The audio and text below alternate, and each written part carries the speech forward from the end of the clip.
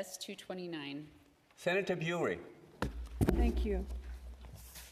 Chers collègues, honorable senators, I rise today in support of Bill S-229, an act to amend the National Capital Act, Gatineau Park. Last October, my colleague, Senator Cardozo, rose to speak in support of this bill. I urge all of you to reread his speech, for in it he eloquently captures the beauty of this park, its majesty, and the cultural and historic importance of this jewel of the National Capital Region. In June 2025, when my dear colleague Senator Galvez introduced this bill, she put before us a comprehensive rationale for the bill, including a summary of its main points and the broad support it has received from a number of key constituents, including Sophie Chattel, Member of Parliament for Pontiac, Kitigan, Zibi, and Gatineau City Council, and Chief Jean Guy Whiteduck on behalf of the Kitigan, Zibi, Ashinabe Band Council. And we also recently received a letter of support from her again. Senator Galvez contextualized this bill and this moment in time for us by calling our attention to the great ecological threats we all face and the noble work being done by many in the global community to protect this sacred inheritance for generations to come. Colleagues, I urge all of you to again reread her speech, and I felt called to speak to you today because among the many reasons for the passage of the Gatineau Park Act cited by Senator Galvez, she noted that failing to protect our ecological diversity will worsen our economies and our health. I will expand on this point and will use my remaining time to address some physical, mental, and psychosocial aspects of health and its relation to nature. According to my esteemed colleague, Senator Burey, for First Nations, Métis, and Inuit, land is not a resource we stand above. It is a living relative we belong to. Land carries spirit, memory, and responsibility.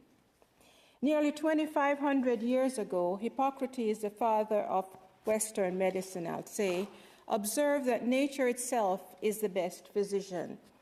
This bit of wisdom from the ancient Greeks is backed by a growing body of scientific research showing that nature truly has a powerful impact on our health.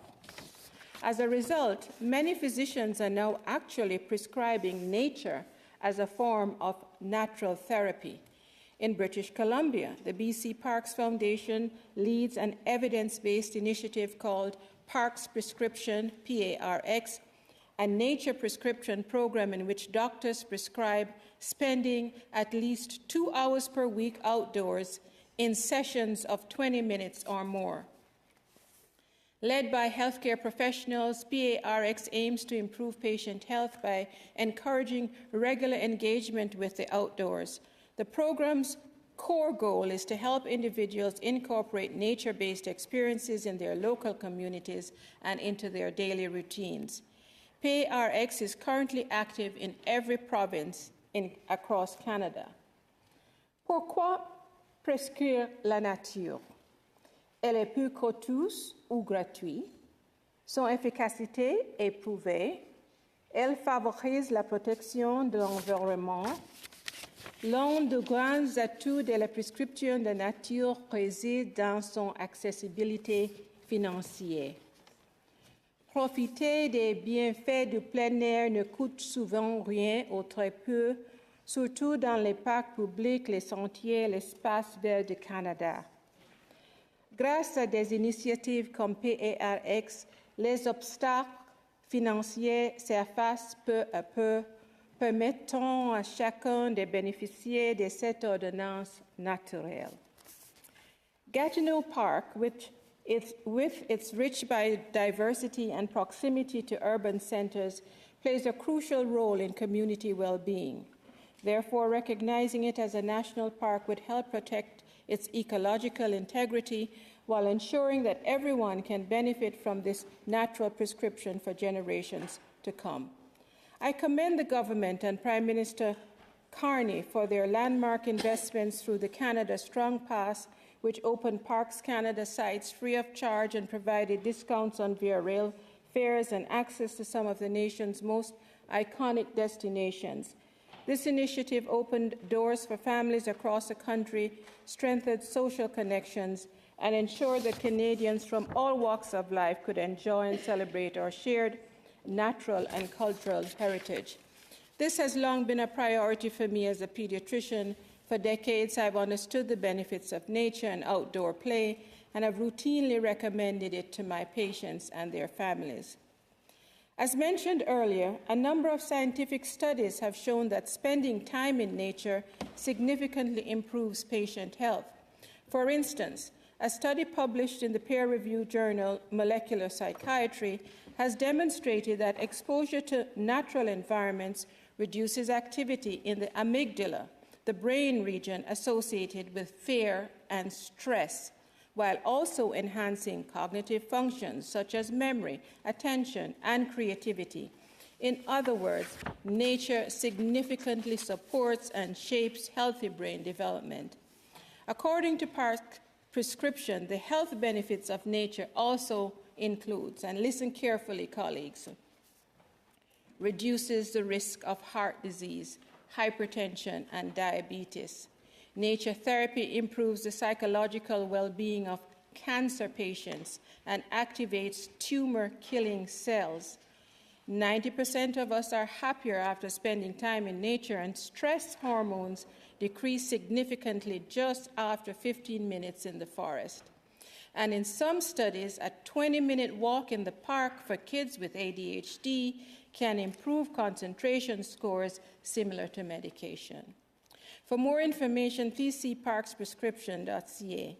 These benefits are especially important when considering the economic impact of mental health in Canada, which costs the economy approximately $51 billion annually, according to a 2024 report published by the Public Health Agency of Canada.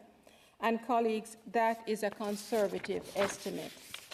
It has become my constant refrain that there can be no true health without mental health, and that is why mental health, substance use, and addiction parity needs to become a nation-building national priority. A recently released report by Participaction draws attention to the urgent need for improved physical activity in Canada. The third edition of their report card, Moving Beyond Stagnation, Elevating Physical Activity in Canada, highlights a costly stagnation in activity levels and a critical opportunity to leverage movement as a nation-building tool. Key findings include only 46% of adults 18 to 79 meet weekly physical activity guidelines, which amount to 150 minutes of moderate to vigorous activity, and physical inactivity is costing the healthcare system $3.9 billion annually, while a modest 15% increase in activity levels could save nearly $1 billion each year in healthcare, absenteeism, and chronic disease management costs. In addition, the Canadian Pediatric Society recommends that children and youth should engage in at least 60 minutes of moderate to vigorous physical activity per day. As Canada seeks to reduce public spending, colleagues, address the mental health crisis, and strengthen social connections, Participation emphasizes that physical activity offers a proven solution. Dear colleagues, protecting Gatineau Park is not just an environmental imperative. It's not only a public health investment. It's about preserving our shared history. It's about the future of our children and youth. It is how we build a strong Canada, a prosperous and a secure Canada. I urge you to send Bill S-229 to committee for thorough consultation and review as soon as possible. Merci, Megwick. Thank you.